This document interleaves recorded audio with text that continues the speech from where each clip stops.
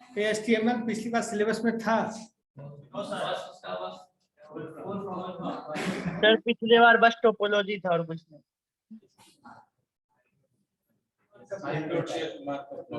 एक चीज पढ़े हो कि पिछली बार टोपोलॉजी पढ़े थे पिछली बार।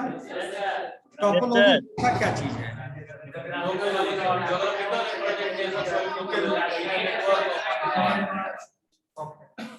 टोपोलॉजी का मतलब एक तरह से हम सोच रहे हैं स्ट्रक्चर्ड ज्योग्राफिकल। जैसे हम ये लैब है, ये क्या है? लैब है। सिस्टम को हमने ऐसे और ऐसे लगाया है, या सिस्टम को कहीं सर्कुलर वे में लगा रहे हैं, कहीं कर्व वे में लगा रहे हैं। तो एक structure of all the systems की किस नेटवर्क के थ्रू कैसा नेटवर्क डेवलप किया गया है। टोपोलॉजी कई प्रकार के होता है, स्टार होता है, बस होता है, रिंग होता है, मेश होता है, ट्री होता है। चल रही है।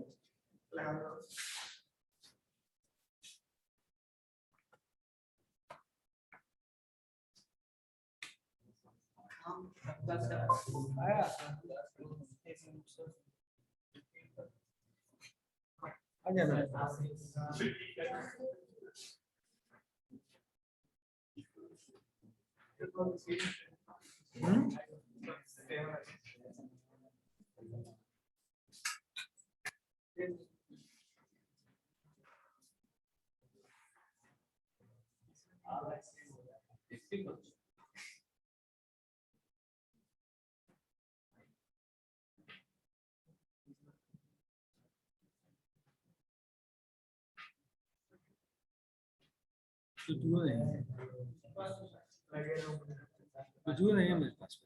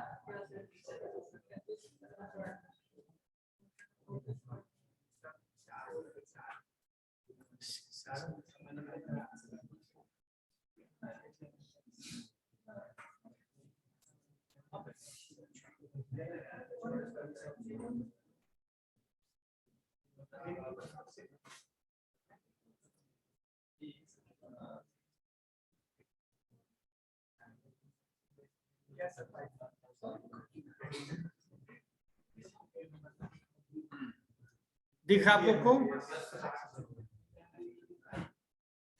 सर स्क्रीन शेयर कर दीजिए। अच्छा okay okay, just a minute.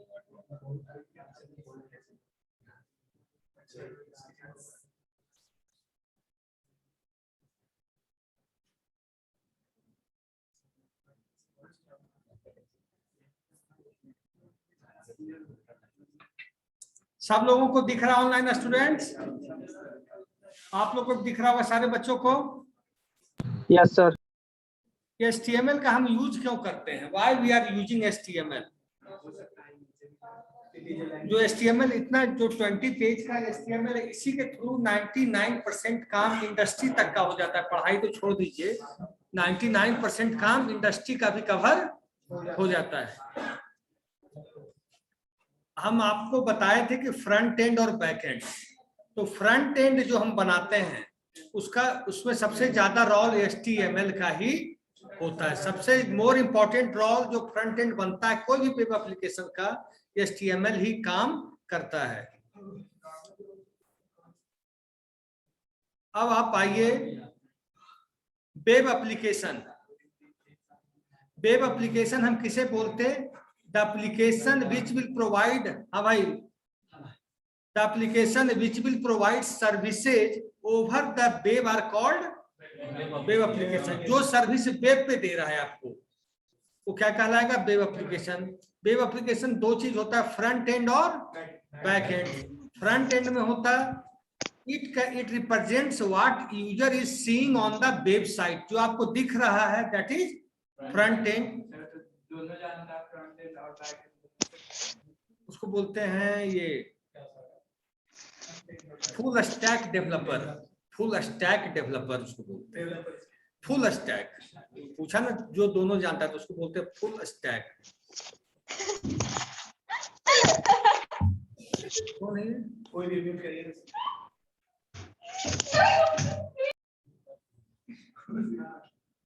ठीक है, अब आइए HTML का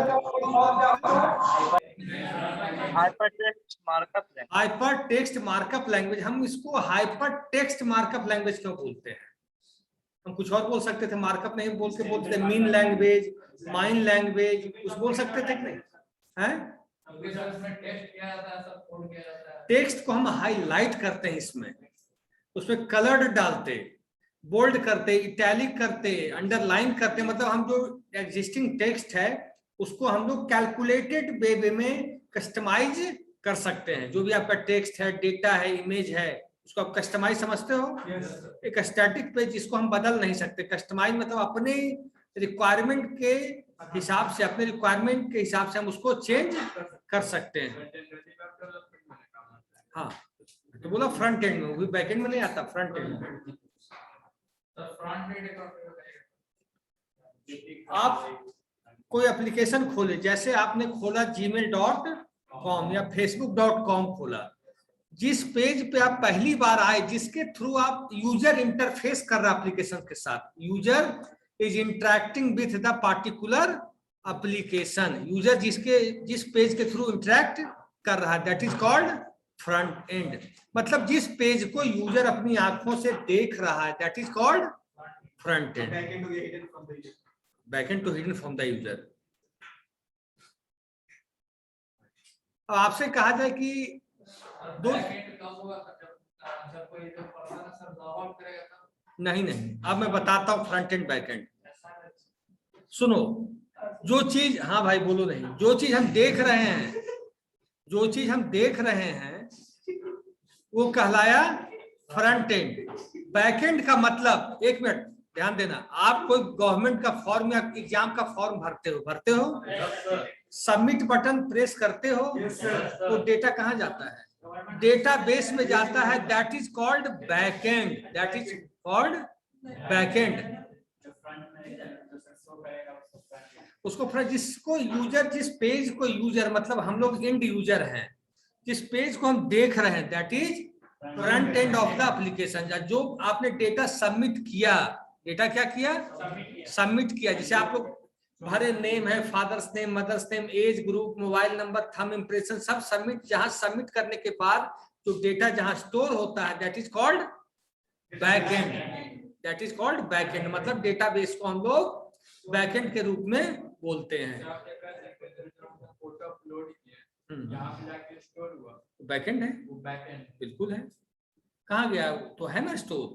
सजेशन यूज करें उसको फ्रंट एंड, तो यूजर को नहीं दिखता है सर, वो बैक एंड है, बैक एंड, वो बैक एंड। अब आया static response versus dynamic response. Response भी दो प्रकार का होता है, स्टैटिक और डायनामिक। अच्छा, एक क्वेश्चन, HTML जो लैंग्वेज है वो स्टैटिक लैंग्वेज है या डायनामिक लैंग्वेज?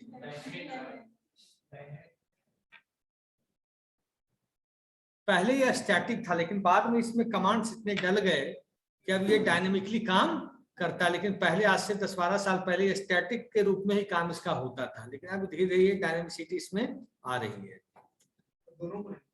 अब तो दोनों है, पहले नहीं था। Static response versus dynamic response. Static response मतलब जो नहीं बदलता हो किसी भी हाल में। जैसे जीमेल का पेज खोलिए, पहला पेज जीमेल का या फेसबुक का, जहां यूजर नेम और पासवर्ड है, पूरी ऑल ओवर दी वर्ल्ड का एक ही पेज आएगा, यूजर नेम और पासवर्ड। चाहे जीमेल खोलिए, थ्रू आउट दी वर्ल्ड का आएगा यूजर नेम और पासवर्ड, पता है क्या? लेकिन या बैंक का ऑनलाइन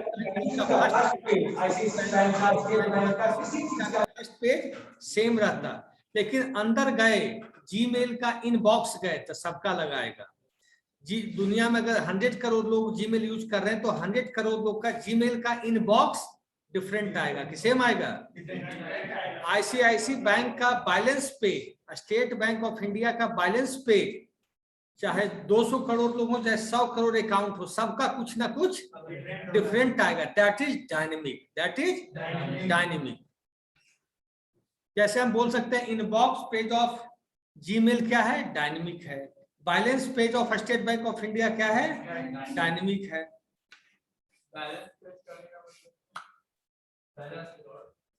आप अकाउंट खोले, उसमें जो बैलेंस दिखता है उसको बैलेंस, होम पेज तो फ्रंट पे जाता है, स्टैटिक रहेगा, उसको क्या बदल पाओगे आप? होम पेज को कोई बदल सकता है? जो सीट रहता है उसी को बैलेंस पेज कहा जाता है। अकाउंट खोल के दिखा दें। बोल के दिखा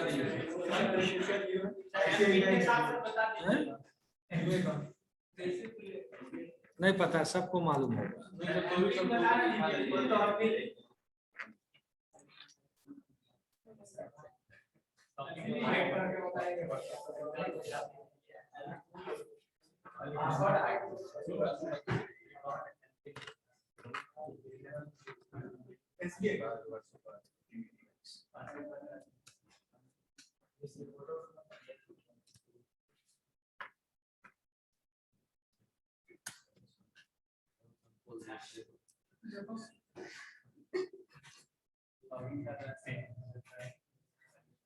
सर ये नेट बैंकिंग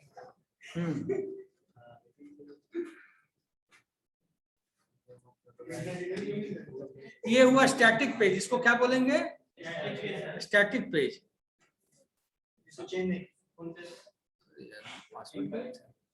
पासवर्ड देख लीजिए ना सर। पासवर्ड नहीं पासवर्ड ही गलत था। अरे नहीं तो मिस्टेक हो गया।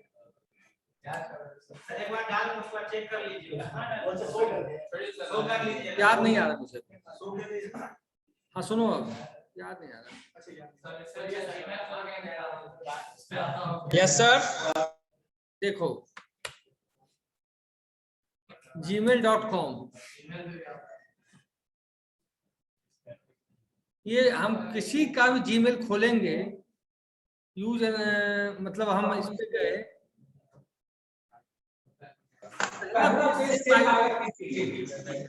और जब अंदर के जीमेल का इनबॉक्स या आउटबॉक्स या सेंट मेल पे जाएंगे तो सबका डिफरेंट आएगा। तो स्टैटिक का मतलब सिंपल सी बात, नहीं चेंज होने वाला। डायनेमिक का मतलब चेंज होने वाला, बस इतनी बात है, चेंजेबल। तो सर इसमें कौन सा चेंज होगा? डायनेमिक मतलब चेंज। जीमेल में सर दिखाइए ना। तुमको नहीं पता है जो देखोगे। नॉट मूविंग बोल सकते हैं। स्टैटिक में नोट नहीं।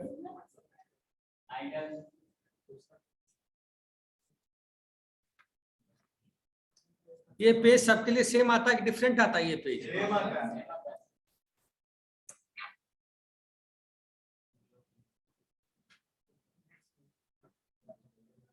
वायर लगा तब भी तो क्या इलाज किया जाए?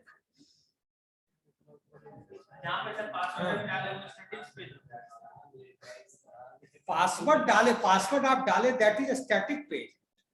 आप जब सबमिट किए तब वो रिस्पॉन्स करना शुरू किया, जब तक आप सबमिट नहीं किए क्या पेज आपसे कुछ मांग रहा था क्या? स्टैटिक। आपने यूजर नेम और पासवर्ड डालने के बाद जब प्रोसेस हुआ और जो पेज आया, दिस इज डायनेमिक। मतलब नाम डालने के लिए बोलता है।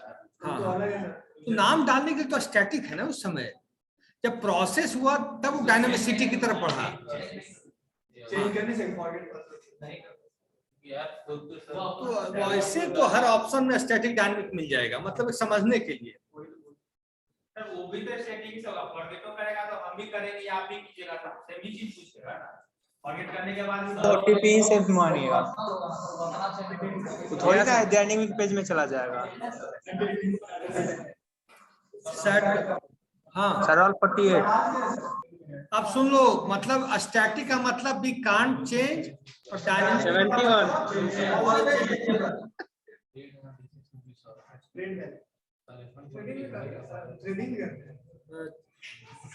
सर यहाँ पे शेयर मार्केट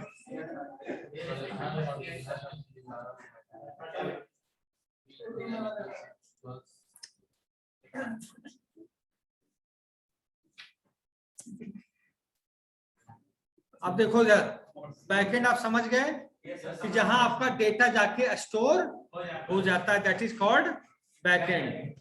HTML बेसिक पे आप आ जाइए। HTML stands for hyper text markup language. This is the most basic building block of every web application. कोई सा भी वेब एप्लीकेशन बना रहे हैं तो उसका बेसिक बिल्डिंग ब्लॉक है, बिना इसके काम नहीं चलेगा, क्योंकि फ्रंट एंड ही आपका नहीं बनेगा तो यूजर एप्लीकेशन के साथ इंटरेक्ट कहां से करेगा, पॉसिबल ही नहीं है। This is the most building block of every web application. Without using HTML we cannot build web application. It is the mandatory technology. It is the mandatory technology for the front end, for the front end. अब structure आ जाओ, structure of HTML page देखो। HTML तो code ही हैं? Code ही ना होगा sir, language. इसमें tag बना हुआ है, टैग के हिसाब से चल रहा है।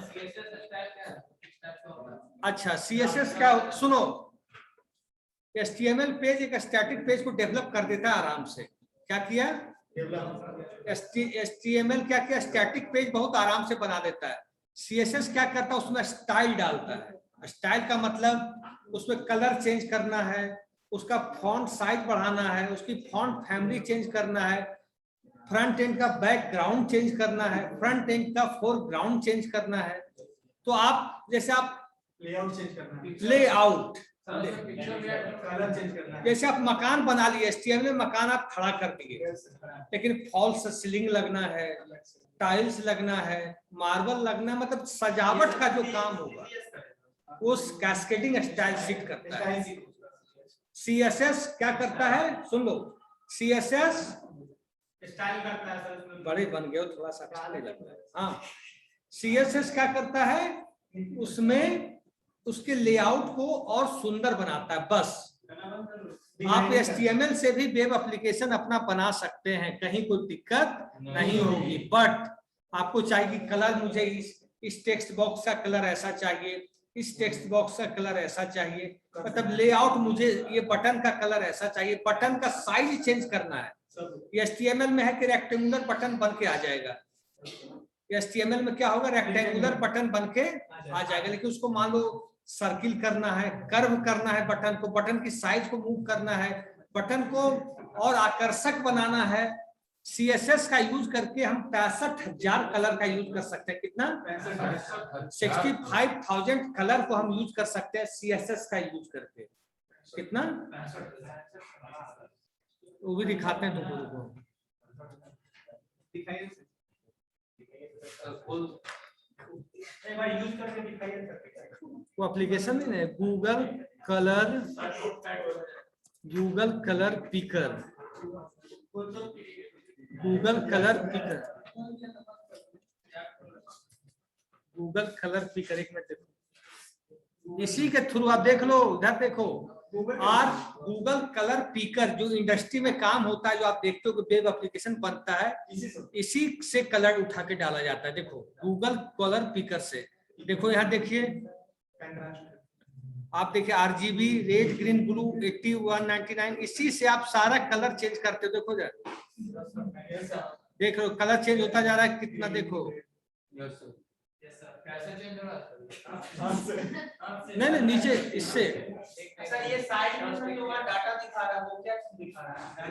वो जब हम कोडिंग करते हैं, मैंने क्या बोला, डेटा जो हाइड होती है, तो ये कलर का हाइड मतलब कोड है, कलर का कोड है। हाँ, कलर का कोड है। तो कोड कितना होता है? 65,000 समथिंग है कोड का कोड।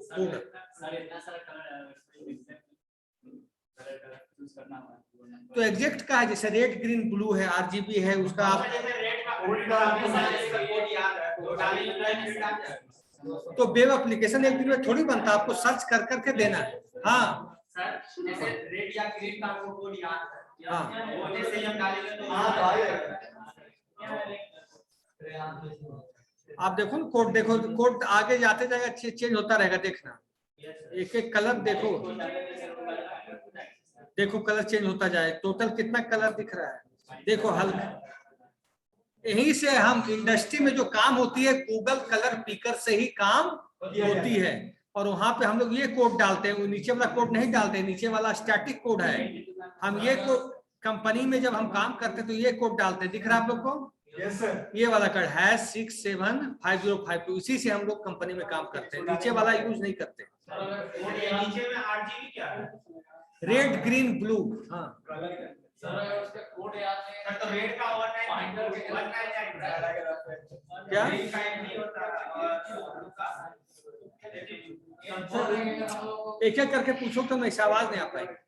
हाँ बोलो।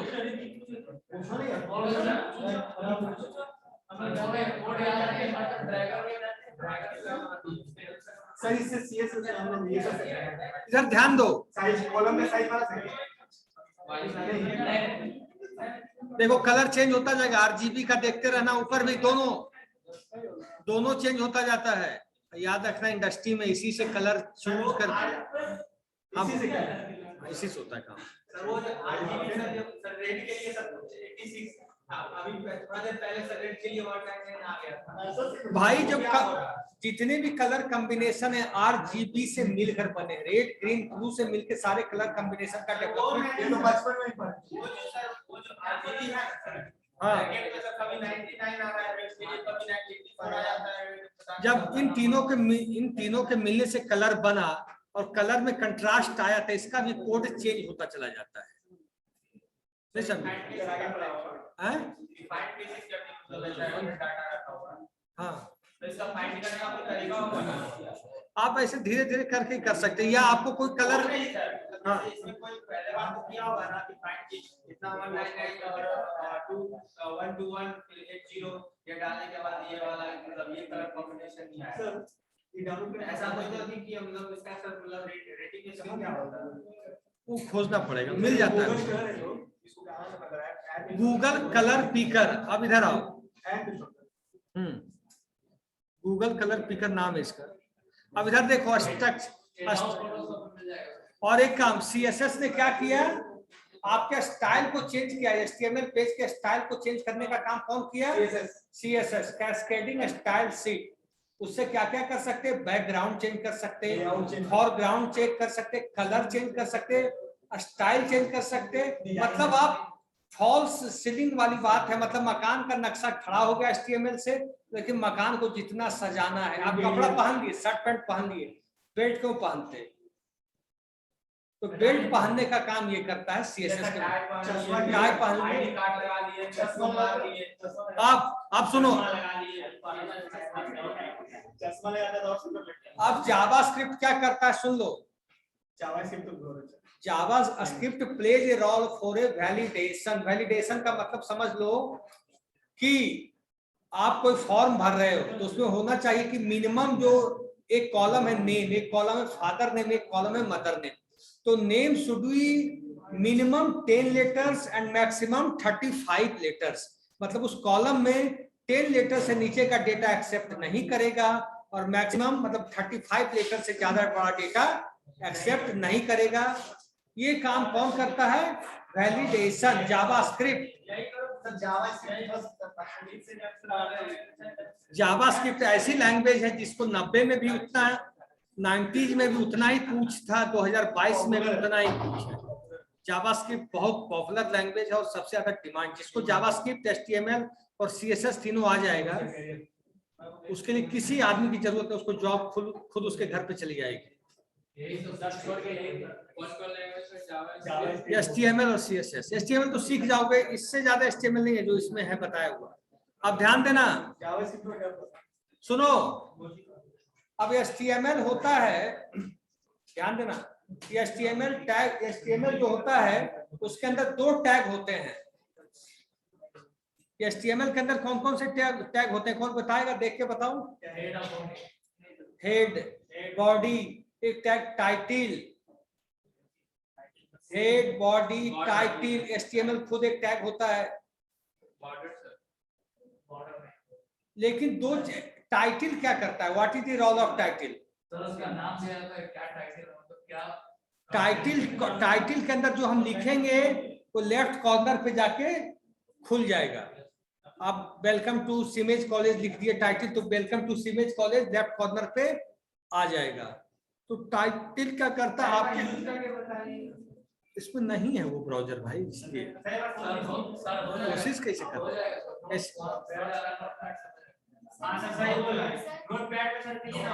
हाँ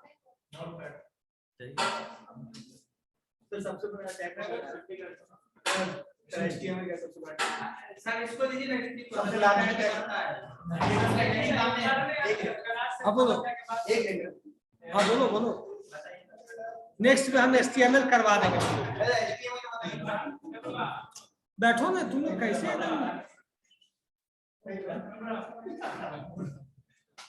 हाँ इधर ध्यान देना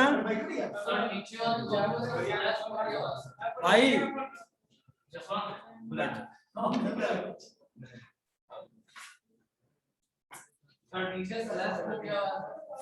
कहाँ पे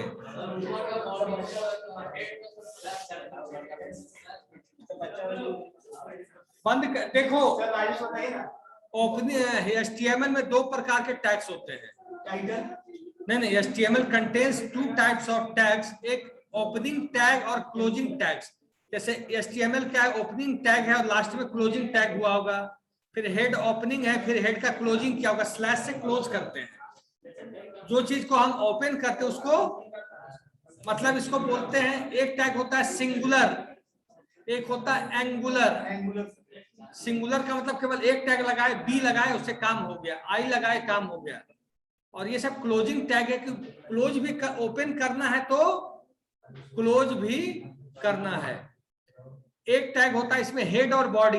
हेड में क्या करता है, हेड क्या करता है, दूसरे पेज का इंफॉर्मेशन, आपके वेब एप्लीकेशन के दूसरे पेज का इंफॉर्मेशन हेड टैग के अंदर डाला जाता है।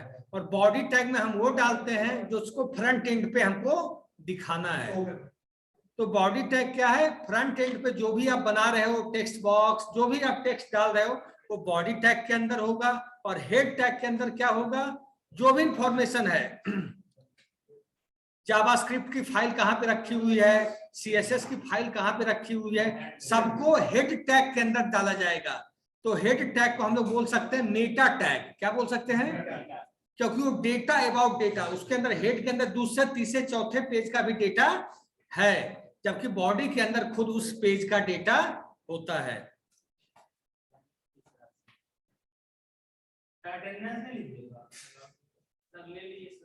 सुनो, और सबसे इसमें टाइटल पेज होता है। देखो मैं चला के दिखाता हूं, अगर चल गया तो।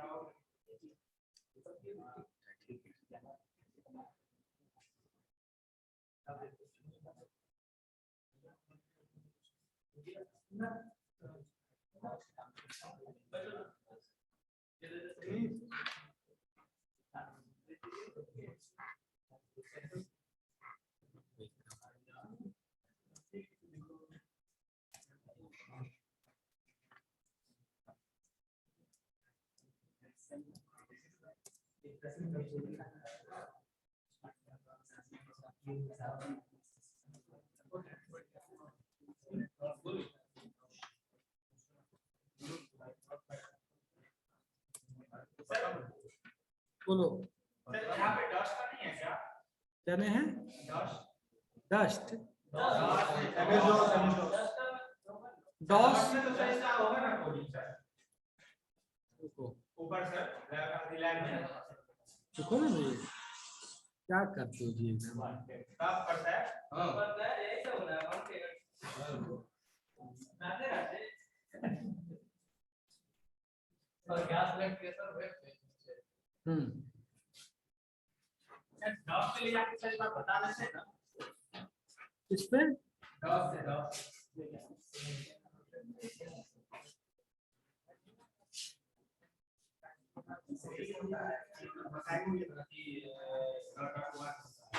सर सेव हो गया।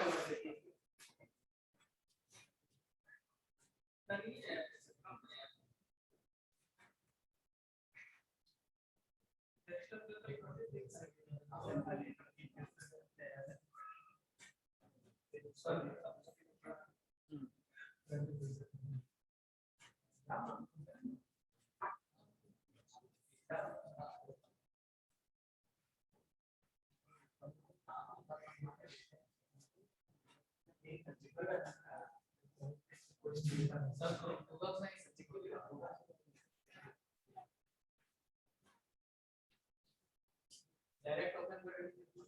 एमएस डॉस में देखिए ना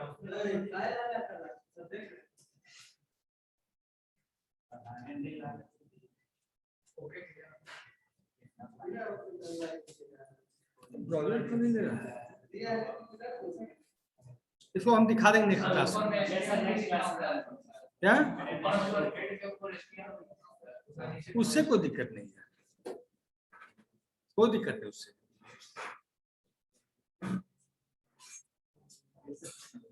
हम उसको करके आपको दिखा देंगे नेक्स्ट क्लास में।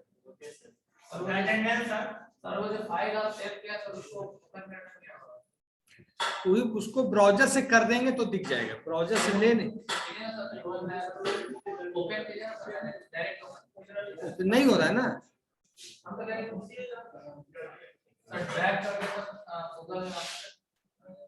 ऐसे नहीं होता यार, ऐसे ऐसे थोड़ी होता है।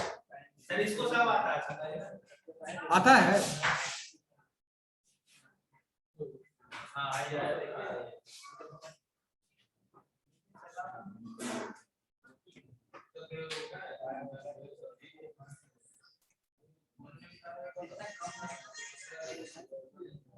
फोन छीन लेंगे फिर परेशानी में आ जाओगे लंबा। हम नहीं है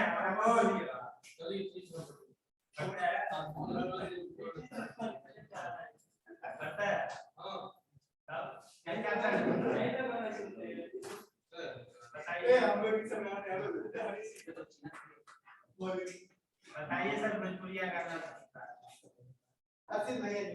अब देखो टाइटल में क्या करते हैं, जो भी टाइटल में डालते हैं, टाइटल में जो भी डालते हैं लेफ्ट साइड कॉर्नर पे वो चीज, हाँ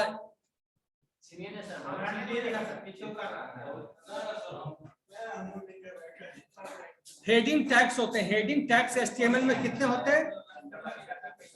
हेडिंग टैग्स सर हेडिंग और टाइटल में क्या अंतर है? इसमें टाइटल तो अंत में क्या है?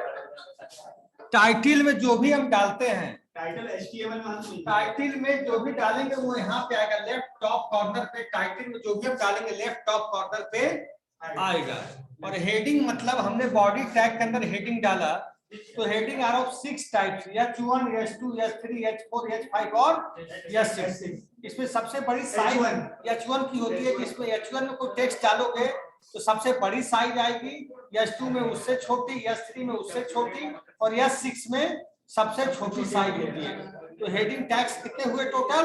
6। H1 to H1 सबसे बड़ा और H6 सबसे छोटा। कहाँ टाइटल? टाइटल कहाँ 1 2 3?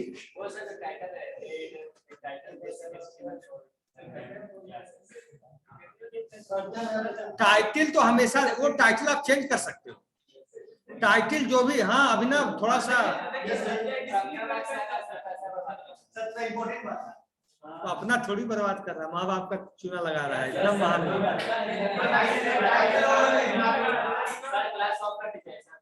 टाइम हो चुकी है सर, हमने बताया है सर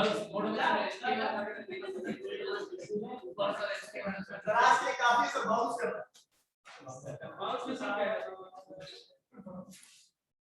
ये हम चाह रहे हैं इसमें खुल जाए ना। सर आपके पास एचटीएमएल लैंग्वेज ही नहीं है। यही तरीका है।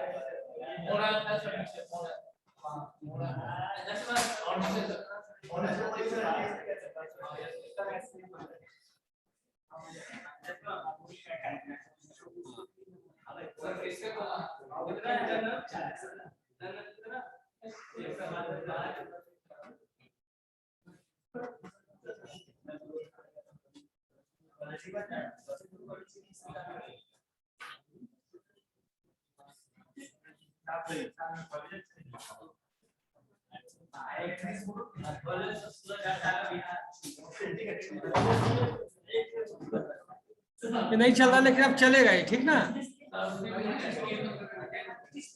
कर उसमें नहीं चलेगा, ये जब भी चलेगा कोई सा भी पेज, HTML का कोई सा भी पेज आपका चलेगा तो ब्राउजर पे चलेगा।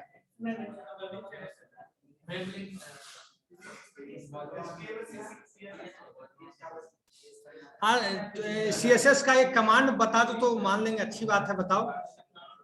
आदमी को थोड़ा सा कम बोलना चाहिए। Layout is not a command. CSS का एक भी कमांड बता दो, अच्छा लगेगा। इंटरनेट पे देख के तो सब बता देगा।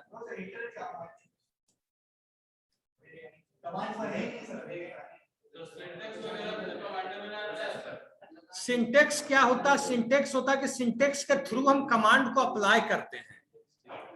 सिंटेक्स के थ्रू हम क्या करते हैं? अप्लाई करते हैं। सिंटेक्स अलग चीज होता है, command is different thing. Syntax क्या है कि ये रूल्स और रेगुलेशंस है। सिंटेक्स मतलब हम कलर कैसे लिखेंगे, लेकिन कमांड है कि वहां कलर को चेंज कैसे करेंगे। आपको मैंने अभी गूगल कलर पिकर दिखाया, तो गूगल कलर पिकर में 65,000 कलर कॉम्बिनेशन है। तो आप वहीं से कॉम्बिनेशन का केवल कोड, मैंने बताया 2 प्रकार का कोड होता है। ऊपर वाला कोड जो था,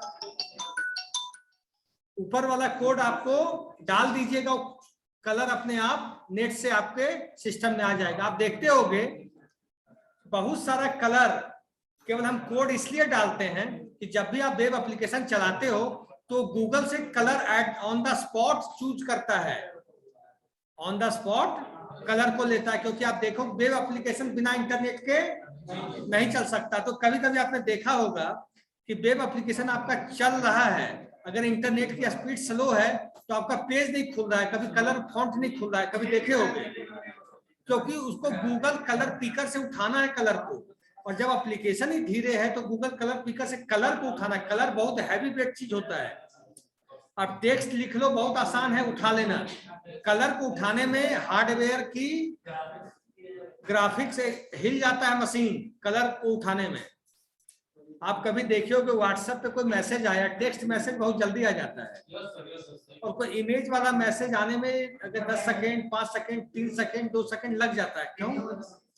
क्योंकि उसको उठाना पड़ता एप्लीकेशन को, कलर एप्लीकेशन को। वहां भी गूगल कलर पिकर ही एक ऐसा सॉफ्टवेयर है जिससे हम लोग कलर को उठाते हैं। ऑप्शंस और है, लेकिन इसमें क्या है कि इंटरनेट से ऑनलाइन आपको उठाना है कलर। आपको नहीं मतलब है कि हम ऑफलाइन कलर दिए, मान लीजिए ऑफलाइन कलर आपने डाला, कुछ टेक्निकल प्रॉब्लम आ गई तो ऑफलाइन कलर नहीं उठ रहा एप्लीकेशन के साथ। ऑनलाइन में क्या होता है कि ऑनलाइन तो गूगल कलर पिकर हमेशा चलता रहेगा। कुछ संजोग की बात होती है कि व्हाट्सएप या कुछ में प्रॉब्लम आ जाता है इंटरनेट में, संजोग की बात है वो। लेकिन ऑफलाइन आप मान लिया आपने दिया, इस मशीन का लिंक दिया और दूसरे मशीन पे आप इंटरनेट चला रहे हैं तो कलर उठेगा। कभी आप देखे होंगे कि आपको इमेज उठता है तो गूगल से डायरेक्ट उसको लिंक कर दिया जाता है, गूगल सर्च इंजन से। क्यों कर दिया जाता है? हम बैकग्राउंड कभी गूगल से लिंक कर देते हैं। क्यों? कि जब भी इमेज उठे तो डायरेक्ट गूगल से उठा ले, डायरेक्ट गूगल से उठा ले। आप इस सिस्टम से मान लीजिए कोई इमेज को आपने बैकग्राउंड में चेंज किया, इस सिस्टम के माध्यम से वेब एप्लीकेशन आपने चेंज कर दिया, लेकिन इस वो फोटो इस सिस्टम में केवल रखा हुआ है, वो इमेज केवल इस सिस्टम में है। अब दूसरे सिस्टम में जाएगा तो कैसे उठेगा? तीसरे में जाएगा तो कैसे उठेगा? तो गूगल से हमने कर दिया, कलर के लिए गूगल कलर पिकर, इमेज के लिए गूगल सर्च इंजन को हमने ऐड कर दिया। तो गूगल सर्च इंजन तो चाहे यहाँ चलाओ, चाहे उसके सिस्टम में चलाओ, चाहे उसके सिस्टम में चलाओ, जगह सेम ही रहेगा। तो वेब एप्लीकेशन हम लोग इसी सब का उपयोग करते हैं ताकि कोई प्रॉब्लम ना आए। बैकग्राउंड अगर चेंज हो गया तो गूगल में ही अटैच कर दिए, किसी का बैकग्राउंड वही चेंज होता रहता है। फोरग्राउंड चेंज कर दिए तो वही चेंज होता रहता है। आप देखे होंगे कि अपना सिस्टम खोलते हो तो वो फोरग्राउंड चेंज रहता है, कभी कहीं का समुद्र दिख रहा है, कभी कहीं की नदी दिख रही है, वो डायरेक्ट उठाया जाता है नीचे गूगल से। क्योंकि हमारे सिस्टम वाला हमें को कहां से उठा के देगा बताओ? कंटिन्यूअसली चेंज कहां से होता है? वेब से होता है। इंटरनेट कंट्रोल करता है चीजों को। इसलिए लोग कहते हैं HTML से फोरग्राउंड चेंज कर दिए, कलर चेंज कर दिए, कलर सब कुछ चेंज करेंगे। लेकिन हम एक लोकल पीसी से कर दिए, मतलब अपने सिस्टम से कर दिए, बैकग्राउंड इमेज चेंज कर दिए, हमने लायन का लगा दिया इमेज, तो एक ही चीज होगा, बैकग्राउंड कलर वो रहेगा। लेकिन वो लाइन कभी चेंज क्योंकि एक ही इमेज इंस्टॉल है, और अगर हमने उसको गूगल से अटैच कर दिया तो जो गूगल अपडेट करेगा वो आता रहेगा। तो ये होता है डायनेमिक करने के लिए। ये क्यों होता है डायनेमिक? स्टैटिक करने के लिए तो आप एक बार बना के डाल दो एप्लीकेशन पे, जो डाला है वो चेंज होगा ही नहीं, आपका एप्लीकेशन कभी बदलेगा ही नहीं। डायनेमिक में हर समय, जैसे गूगल कलर पिकर में कुछ आपको चेंज करना है, गए और सेलेक्ट किए, हो गया।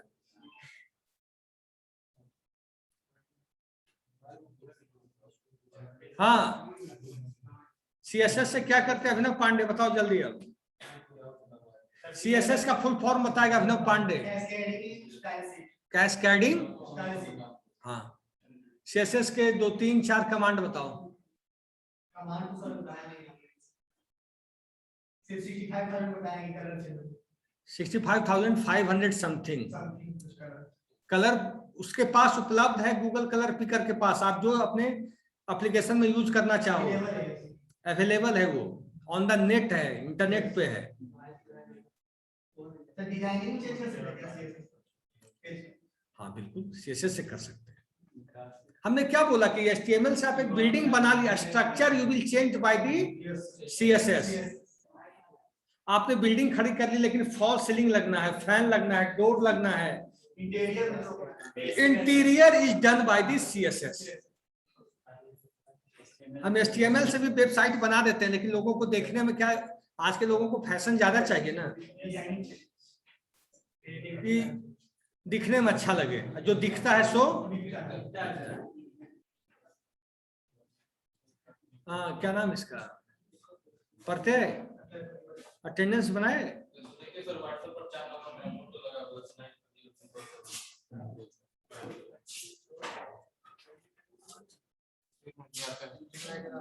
और इन बच्चों का भेज दिए जो वर्तमान में बच्चे उपलब्ध हैं।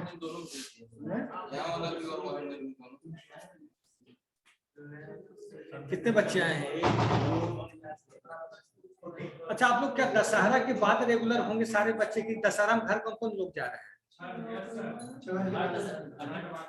दशहरा कॉलेज कब खुलेगा फिर?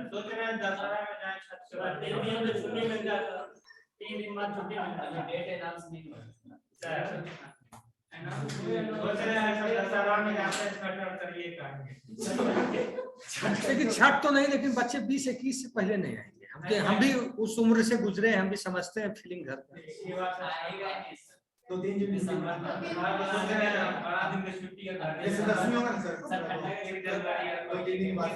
मेन होता है